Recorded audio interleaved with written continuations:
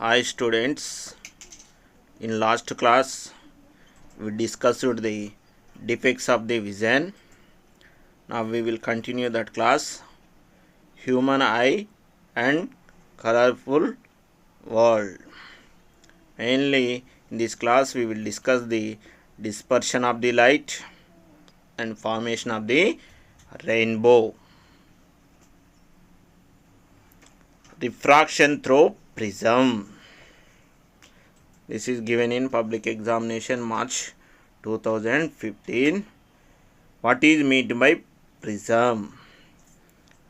Prism. A prism is a transparent medium separated from the surrounding medium by at least two plane surfaces. Prism is a transparent medium. It is separated from the surrounding medium by at least two plane surfaces. It contains at least two plane surfaces. These two plane surfaces are inclined at certain angle in such a way that light incident on one of the plane surface emerge from the other plane surface. Here we can see prism. This is the triangular prism. A triangular glass prism contains two triangular bases and three rectangular plane lateral surfaces. It contains two triangular bases. One is above the prism and below the prism. It contains two triangular bases and three rectangular plane lateral surfaces. It contains three rectangular lateral surfaces. It is a transparent material. It should contain, prism should contain at least two plane surfaces. These two plane surfaces are inclined with certain angle such that light incident on one plane surface emerge through other plane surface. Let us consider that triangle PQR represent the outline of the prism where it rests on the triangular base. When prism rests on the triangular base, triangular PQR represent the outline of the prism. This triangle PQR represent the outline of the prism. Let us assume that light ray incident on the plane surface PQ. Light ray is incident on the plane surface PQ at M. This ray is called incident ray. The ray which is incident on prism is the incident ray. Here we can see PQR is the represent the triangular base of the prism. Light ray AB is incident on the prism at M. This AB is the incident ray. Draw a perpendicular to PQ at M. This perpendicular is the normal. The angle between incident ray and normal is called angle of incident, represented by I1. Here the ray refracted at M. Here there is a prism. Surrounding the prism there is air. So air acts as a rarer medium and prism is made up of glass. Glass acts as a denser medium. So when light enters from air to glass, it undergoes refraction at M. Again, when light enters from glass to air at N also, it undergoes refraction. So when light passes through prism, it undergoes refraction twice at M and also at N. At M, it travels from rarer to denser medium, so it bends towards the normal. At N, it travels from denser medium to rarer medium, so it bends away from the normal. It moves through prism and meets the other plane surface at N. The refracted ray moves through prism and meets the other plane surface at N and finally comes out of the prism. Light will comes out of the prism. The ray which comes out of the surface PR at N is called emergent ray. The ray which comes out of the prism is called emergent ray. Draw a perpendicular to PR at N. This is the normal. The angle between emergent ray and normal is called angle of emergence. The angle between emergent ray and normal is called angle of emergence. It is represented by I2. Angle of incidence is represented by I1. Sometimes angle of emergence also represented with small e also. The angle between plane surface of a prism is called angle of prism or refractive angle of prism. The angle between plane surface of a prism is called angle of prism or refracting angle of prism. Here the angle between PQ and PR is the angle of prism, that is represented by A, capital A. The angle between extended incident ray and extended emergent ray is called angle of deviation. When you extend the incident ray and extend the emergent ray, there is a formation of angle between extended incident ray and extended emergent ray. The angle is called angle of deviation, represented by small d. Here we can see angle of incidence, angle of emergent, angle of prism and angle of deviation. There is a relationship between these four angles: angle of incidence, angle of emergent, angle of prism and angle of deviation. That relationship is angle I1 plus angle I2. Angle of incidence plus angle of emergence is equal to the angle of prism plus angle of deviation. Remember, this is very important relationship. Angle I1 plus angle I2 is equal to angle A plus angle D. Describe an experiment to find the refractive index of a prism. Here we will see one question. Describe an experiment to find the refractive index of a prism. For that, required materials are prism, piece of white chart of size 20 into 20 centimeters, pencil, pins, scale and protractor. These are the required materials. Now we will see procedure. Place a prism on white chart. First of all, place a prism on white chart and draw the boundary lines by using pencil. By using pencil, draw the boundaries. Remove the prism and name the vertices as PQR. Name the vertices as PQR. Calculate the angle of the prism. Here remember, the prism is a equilateral prism. So angle of the prism is equal to the 60 degrees. And note in your book. Now fix two pins vertically on the line at points A and B as shown in the figure. Place the prism at its position, virginal position. Here fix two pins on the line at points. Observe the other side of the prism and fix another two pins such that AB are the two pins and another two pins CD are the another two pins, and AB CD appear to lie along straight line. These four pins should be appear to lie along straight line when we seen through prism. But when you remove this prism, you will observe that these four pins are not in straight line. AB represent the incident ray and CD represent the emergent ray. The extended incident ray and extended emergent ray appear to intersect at a point, and the angle is called angle of deviation. The angle between extended incident ray and extended emergent ray is called angle of deviation. Repeat the experiment with various angle of incident and measure the angle of deviation in each case. Repeat this experiment with various angle of incident and measure the angle of deviation. Draw a graph by taking angle of incident on x-axis and angle of deviation on y-axis. Take the angle of incident values on x-axis and angle of deviation on y-axis.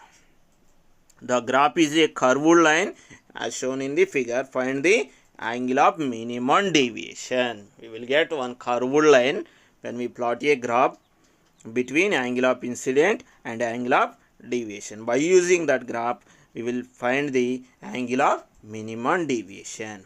Here we can see the prism. AB is the incident ray and CD is the emergent ray. By extending incident ray and emergent ray, we will get angle of deviation. Conduct the experiment with different angle of incident and measure the angle of deviation.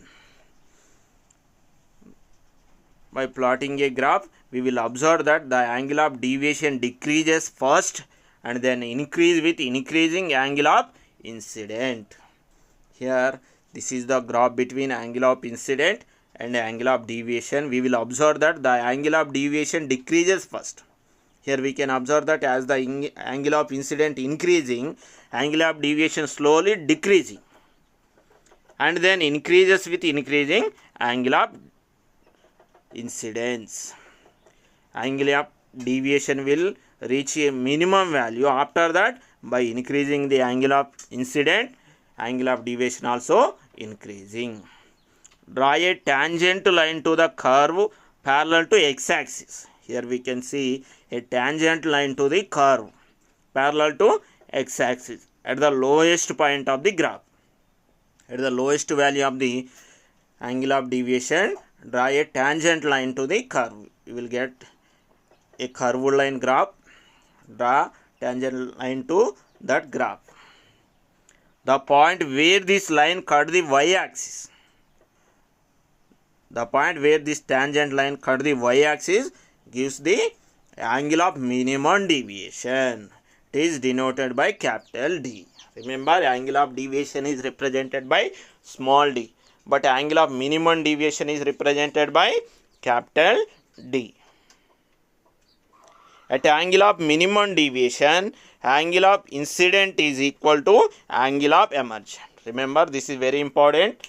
At angle of minimum deviation, angle of incident is equal to the angle of emergent. I1 is equal to the I2 at angle of minimum deviation. The refractive index of the prism calculated by using the formula n is equal sin a plus d by 2 by sin a by 2. By using this formula, here we will get the A value is nothing but angle of the prism, that is equal to the 60 degrees, and we will get d value from the graph, and by substituting these values in this formula, we will find the refractive index of the prism. A prism with an angle A is equal 60 degrees produce an angle of minimum deviation 30 degrees. Find the refractive index of the prism. Here, this is the example problem given in textbook. This is very important. Here, angle of prism is equal to the 60 degrees and angle of minimum deviation is given 30 degrees. Now, find the refractive index of the material of the prism. Angle of prism given 60 degrees. Angle of minimum deviation 30 degrees. The refractive index of the prism is equal, already we saw the formula, n is equal sin of a plus d by 2 by sin a by 2. By substituting values in that formula, n is equal sin 60 plus 30 by 2 by sin 60 by 2. Sin 60 plus 30 by 2 is equal 90 by 2. 90 by 2 is equal sin 45. And sin 60 by 2 is equal to the sin 30. You have to remember sin 45 value and sin 30 value. Sin 45 value is equal 1 by root 2. And sin 30 value is equal 1 by 2. You will get these values in trigonometry. Sin 45 value is equal 1 by root 2 and sin 30 value is equal 1 by 2. So, 1 by root 2 and 1 by 2 will be reversed. 2 by 1. So, 2 can be written as root 2 into root 2. 1 root 2 will be cancelled. Finally, we will get refractive index of the prism is equal root 2. Root 2 value already you know, root 2 is equal 1.414. So, refractive index of the prism is equal root 2 or 1.414. Dispersion of light. This is very important. This question is given in public examination June 2018 and March 2019. When a beam of white light is passed through glass prism, it is split up into band of colors called spectrum. This phenomena is called dispersion of white light. When white light is passed through the glass prism, it split into band of the colors. That band of colors is called spectrum, and this phenomena is called dispersion of the light. Here we can see white light is passed through prism. When white light is passed through prism, it will split into the 7 colors. This phenomena is called dispersion of the white light. The spectrum of white has the colors violet, indigo, blue, green, yellow, orange, red, simply called as VIBGR. The spectrum of the white light has 7 colors, that is violet, indigo, blue, green, yellow, orange and red. Here the red light bends the least and violet light bends the most. Bending is nothing but deviation. Violet light undergo most deviation, most bending, and red light undergo least deviation. According to Huygens wave theory of light, light is traveled in the form of wave. Light, already you know, light travels in straight line. It travels in the form of wave. Light is an electromagnetic wave. Light is an electromagnetic wave. The name itself indicates light is formed by oscillating electric and magnetic field. Here we can observe that electric wave and magnetic wave. Electromagnetic wave is the combination of electric wave and magnetic wave. They travel perpendicular to one another, and also they travel perpendicular to the direction of the propagation. Light is an electromagnetic wave. Now we will see the properties of the wave. First one is velocity. Distance travelled by light in 1 second is called velocity of the light. It is a constant. In vacuum, the velocity of the light is 3 into 10 power 8 meter per second. Remember, in vacuum, velocity of the light is 3 into 10 power 8 meter per second. Formula for velocity is equal, C is equal mu lambda. Mu is the frequency and lambda is the wavelength. We will discuss what is frequency and what is wavelength. Distance between any two similar points on successive waves measured. This wavelength is measured in meters or nanometers. What is wavelength? Wavelength is represented by lambda.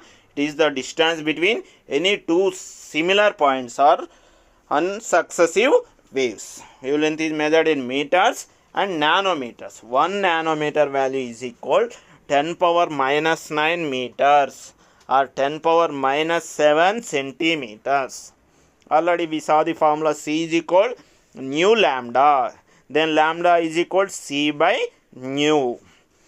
Lambda is inversely proportional to nu. That means wavelength is inversely proportional to frequency. If wavelength increases, frequency decreases. If frequency increases, wavelength decreases. Now we will discuss frequency. Frequency is represented by letter nu. Number of waves that cross a given point in 1 second is called frequency. Number of waves that cross a given point in 1 second is called frequency. It is measured in hertz. Frequency is measured in hertz and also measured in cycles per second, CPS. Already we discussed wavelength is inversely proportional to frequency. If wavelength value increases, frequency value decreases. If wavelength value decreases, frequency value increases. Next one, amplitude. Height of the crest or depth of the trough. In electromagnetic waves, crest and trough are formed. So height of the crest or depth of the trough refers to the intensity of the light. Amplitude refers to the intensity of the light. Greater the amplitude, greater the intensity of the light. Next one, last one, energy. Energy contained in a wave. This energy is measured in joules or ergs. Energy formula E is equal H in U. Energy depends on frequency. The frequency is greater, energy is greater. Here H is the Planck constant. H value is equal 6.626 into 10 power minus 34 joules. H is equal 6.626 into 10 power minus 34 joules, or 6.626 into 10 power minus 27 ergs. Here we can see light wave. It contains crest and troughs. Light waves are electromagnetic waves. They are the transverse waves. So crest and trough are formed in the light waves. So the distance between two adjacent crests, or the distance between two adjacent troughs, distance between any two successive points is called wavelength. The height of the crest or depth of the trough is called amplitude. Here this is the visible light. When white light passes through prism, it is split into 7 colors: violet, indigo, blue, green, yellow, orange, red. Here we can observe that from violet to red, wavelength increases. If wavelength increases, frequency decreases. Remember, from violet to red, wavelength increases. Violet color having least wavelength and red color having highest wavelength. Here violet to red, violet, indigo, blue, green, yellow, orange, red. From violet to red we can observe that wavelength and speed of light increases. Speed of light also depends on wavelength. So wavelength increases and speed of light increases. Speed of light formula C is equal nu lambda. If lambda increases, then speed of light increases. So violet having lowest wavelength and red having highest wavelength. Remember, very important, these are violet having lowest wavelength and red having highest wavelength. Next one, violet having highest frequency, red having lowest frequency. From violet to red, frequency and energy decreases. Already given energy E is equal to H in U. If frequency decreases, then energy also decreases. Refractive index will decrease from violet to red. Violet having highest refractive index and red having lowest refractive index. Refractive index formula theta is equal to C by V. V is the speed of the light. From violet to red, speed of light increases. So refractive index decreases. Theta is inversely proportional to V.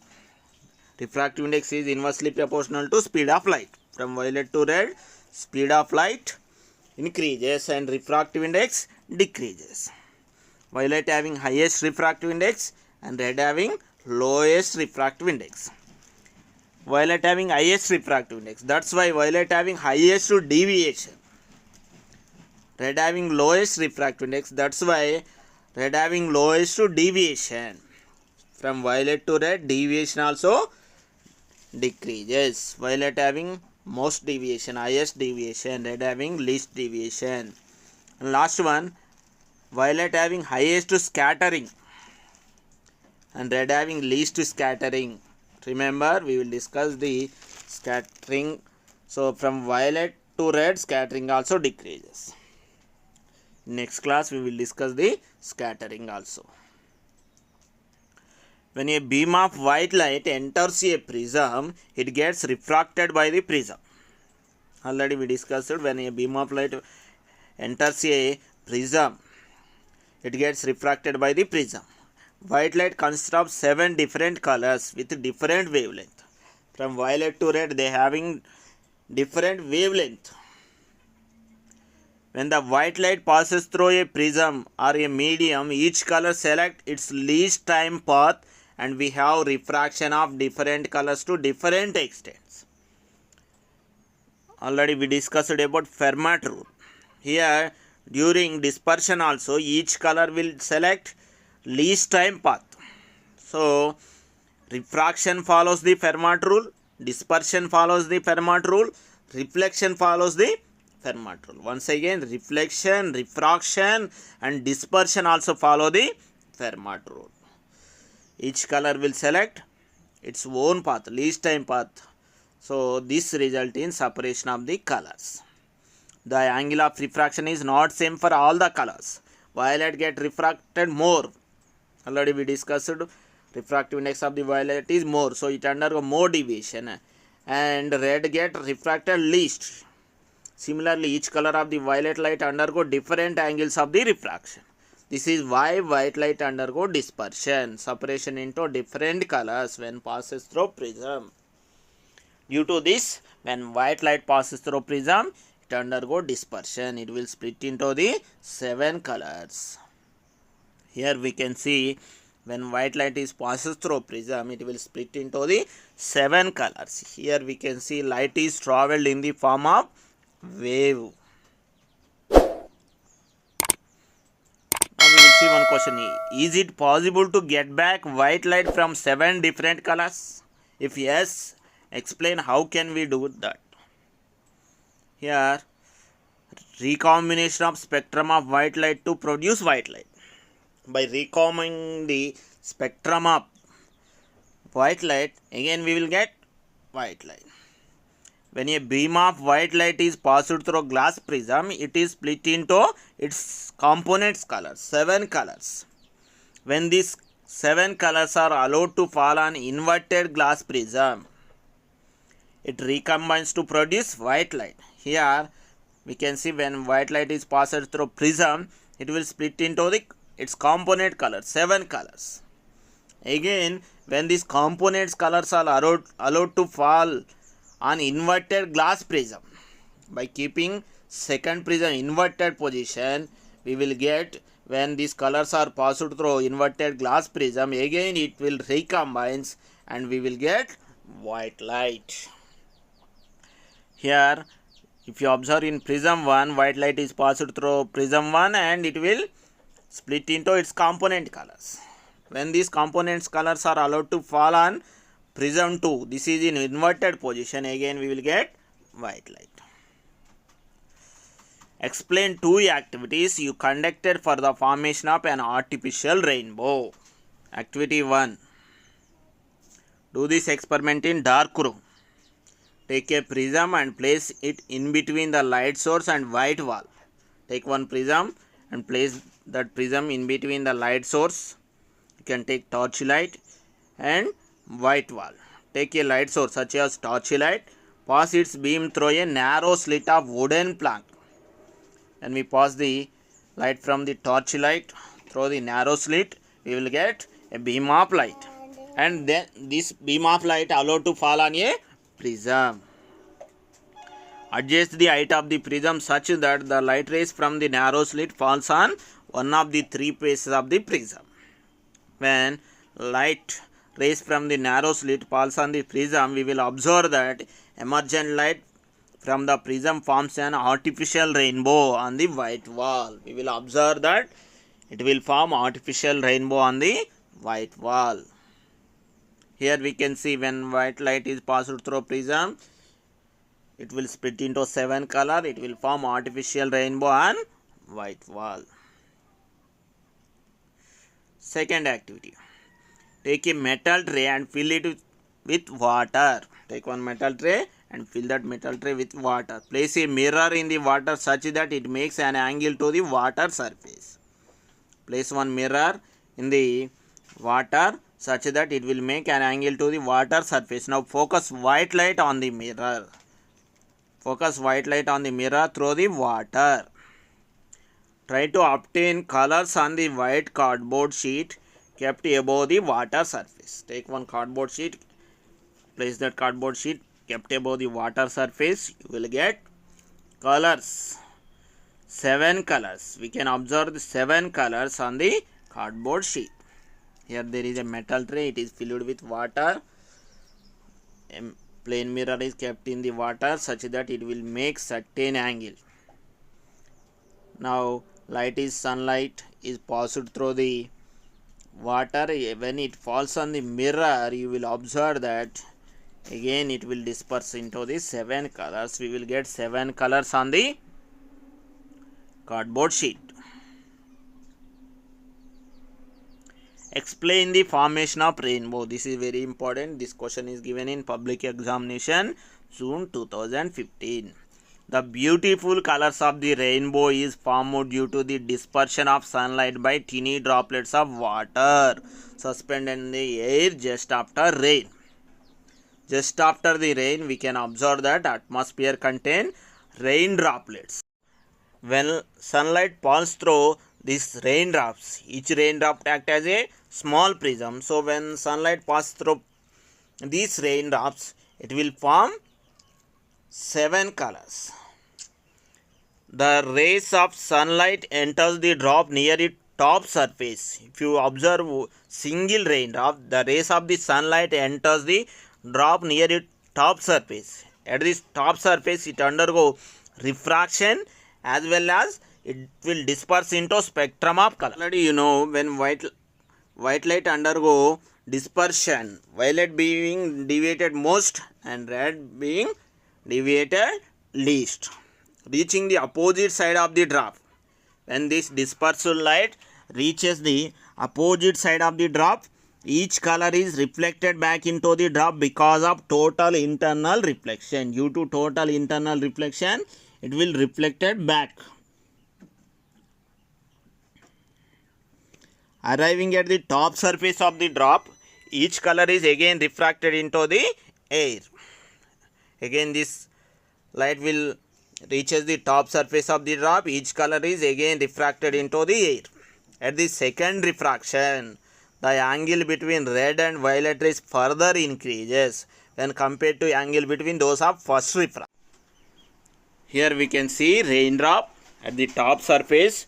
When white light falls on the raindrop, at the top surface it undergo refraction as well as dispersion. At the second surface of the raindrop, it undergo total internal reflection. Due to this total internal reflection, the light will reflected back. And again at the top surface, it undergo second refraction. So during this, it undergo refraction twice, and one time it undergo dispersion, one time it undergo total internal reflection. At the second refraction, the angle between red and violet rays further increases when compared to angle between those at first refraction. The angle between incident ray and incoming and outgoing rays is between 40 degrees to 42 degrees. Although each drop disperses full spectrum of colors, an observer will see only single color from any one drop.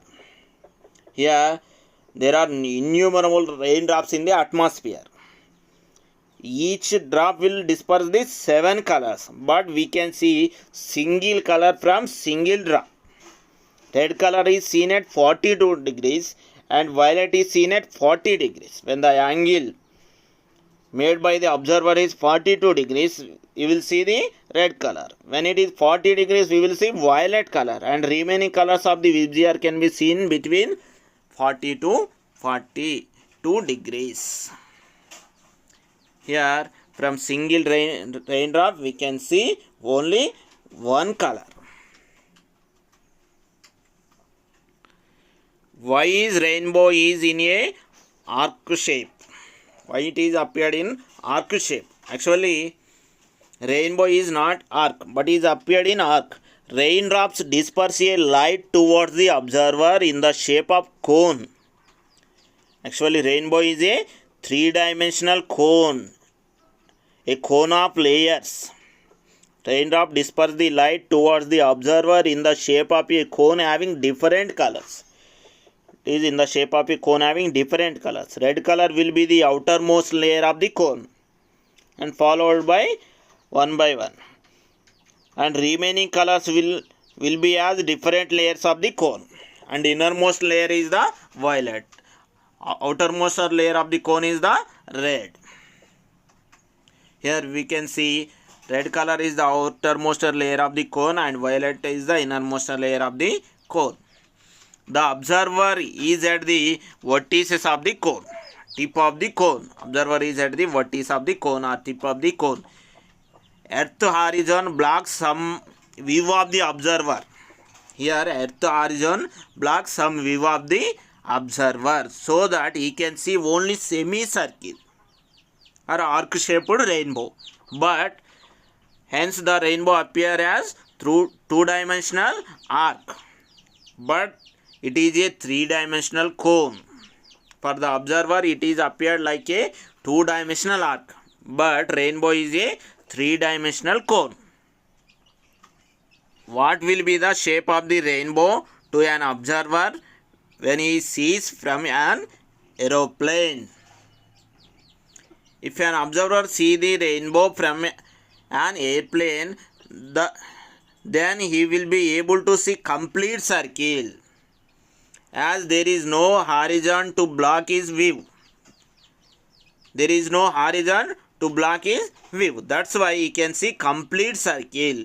Hence rainbow appeared as a complete circle to the observer in the aeroplane. Here we can see there is an observer in aeroplane. He can see complete circle of the rainbow. Front portion of the cone. This circle is nothing but front portion of the cone. Rainbow is always formed in the direction opposite to that of sun. It is always formed in the direction opposite to that of sun. So if you have your back to the sun, the rainbow will appear across the sky in front of you. If your back is toward the sun, then rainbow will in front of you. For example, if sun is toward west direction, then the rainbow is formed on the eastern horizon. You can also see rainbow on a bright sunny day in the mist created by waterfall or a water fountain. If you stand near the waterfall or water fountain, due to mist created by waterfall or water fountain, you can see rainbow bright on a sunny day.